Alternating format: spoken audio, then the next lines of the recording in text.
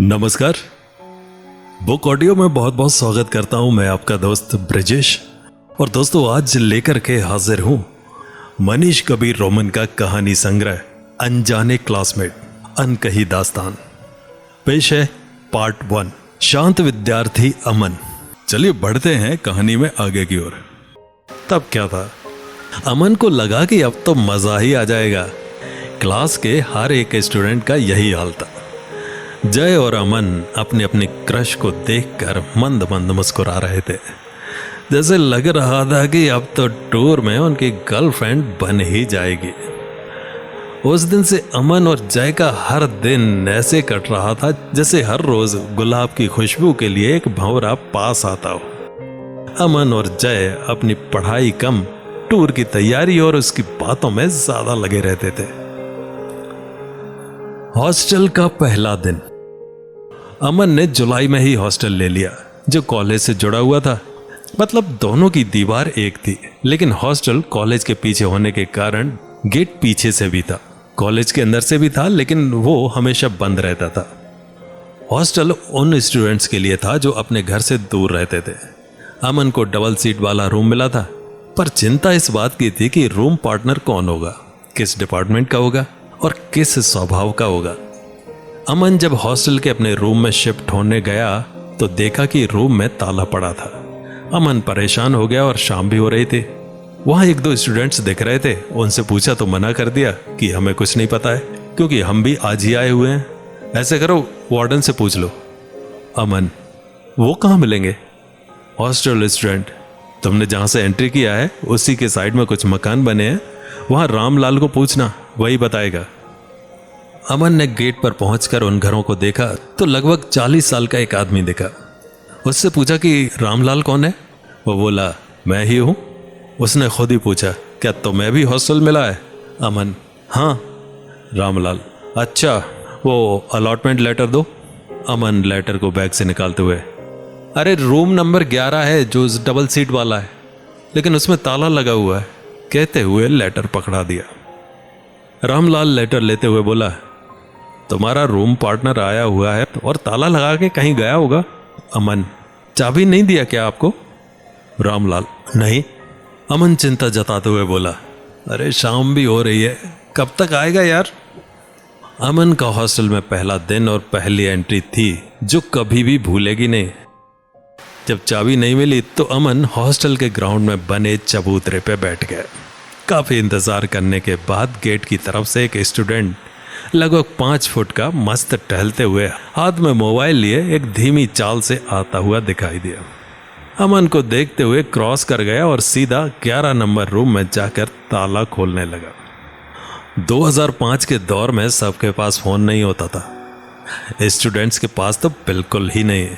जिनके parents service में होते थे, बस उन्हीं स्टूडेंट्स के पास फोन रहता था।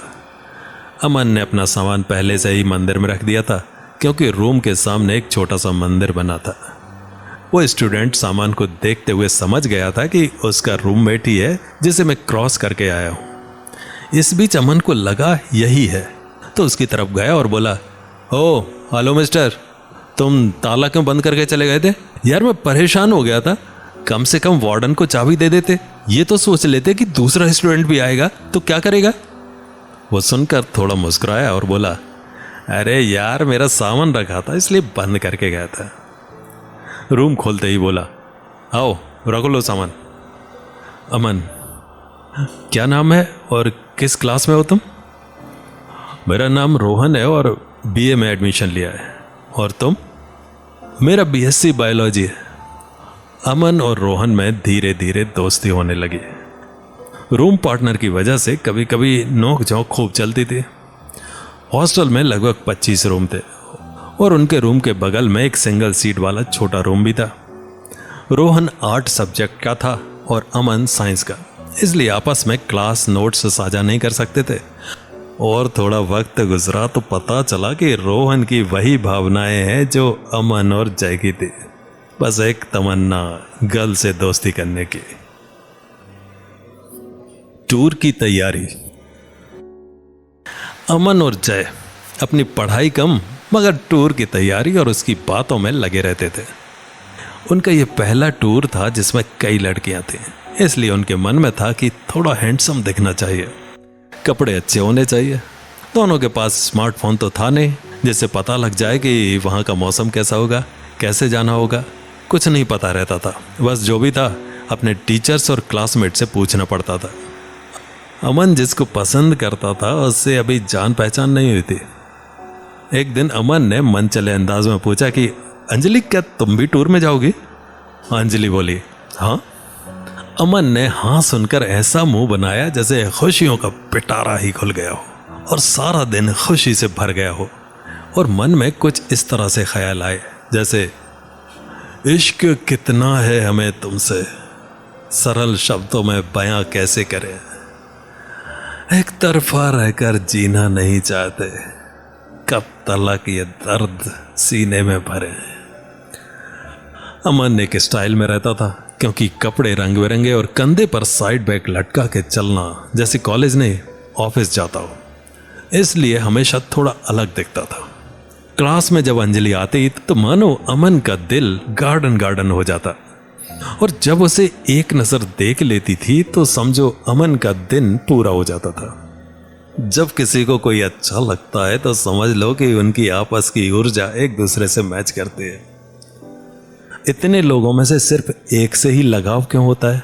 इसका मतलब यह है कि इंसान के शरीर का ऑरा, उसके जीवित होने की ऊर्जा काफी दूर तक फैली होती है, और जब किसी दूसरे इंसान की ऊर्जा से मैच करती है तो समझो उस इंसान के बीच आकर्षण होने लगता है। अमन और अंजलि के बीच शायद यही था। अब कॉलेज में तय हो चुका था कि टूर शिमला जाए, तो सभी स्टूडेंट्स का मन खुशी से झूमने लगा था। अमन सोचने लगा कि अब तक घूमने जाएंगे। दरअसल टूर का मुख्य उद्देश्य जीव विज्ञान में वनस्पति विज्ञान की हर्बेरियम यानी पौधों के नमूने की कलेक्शन के लिए होता था, लेकिन सभी स्टूडेंट्स का तो कलेक्शन कम, घूमने जाना इस पर फोकस था। टूर की फीस सभी स्टूडेंट्स से जमा करा ली गई थी। अमन ने भी फीस जमा कर दी थी। प्रोफेसर सर से पूछने पे पता चला कि अक्टूबर के महीने में शिमला में ठंड बहुत पड़ती है, तो गर्म कपड़े वगैरह भी लेना पड़ा। अमन के टूर में 18 लड़के, 10 लड़कियां, 2 प्रोफेसर, एक चपरासी को मिलाकर कुल 31 ही थे। बाकी कुछ जा नहीं रहे थे। प्रोफेसर ने यह भी बताया कि सभी गर्म कपड़े, जूते, स्वेटर ले लेना, वरना ठंड में कुल्फी बन सकते हो। दूसरे दिन यानी कि 24 अक्टूबर 2005 की रात 9 बजे कानपुर रेलवे स्टेशन घंटाघर में सभी को बुलाया गया था ताकि 10 बजे अंबाला के लिए ट्रेन पकड़ी जा सके। अमन की क्लास में एक और लड़की थी, ईशा, जो अंजलि की अच्छी दोस्त थी। वो नर्स का कोर्स कर चुकी थी, तो मजाक में अमन ने बोला कि देखो ईशा, तुम दवा भी ले लेना, क्योंकि कोई भी बीमार हुआ तो तुम्हें ही देखना पड़ेगा। ईशा हंसते हुए, चिंता मत करो, देख लूंगी। ट्रेन का सफर 24 अक्टूबर 2005 का दिन। सभी स्टूडेंट्स रात 9 बजे कानपुर स्टेशन पर आ गए थे। जैसा बताया गया था कि ट्रेन प्लेटफॉर्म नंबर 1 से थी। ज्यादातर सभी स्टूडेंट्स टाइम से आ गए थे तथा कई लड़कियों को छोड़ने उनके पेरेंट्स आए हुए थे। लड़कों का क्या था, सब अकेले ही अपना अपना बैग लेके आए थे। लड़कियों की निगाहें उन लड़कियों पर टिकी थी जिनसे उन्हें खास लगाव था। कुछ तो उनके पेरेंट्स से भी बात कर रहे थे।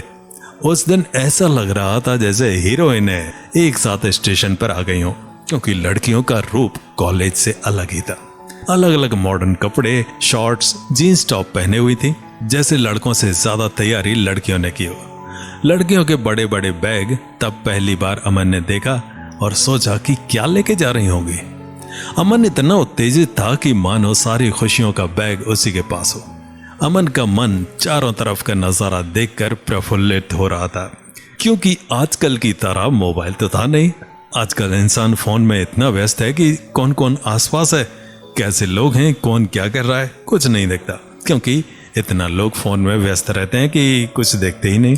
इसलिए स्टूडेंट्स का ध्यान उनके आसपास क्या हो रहा है सब पता रहता था और चारों तरफ के नजारों का आनंद लेते थे।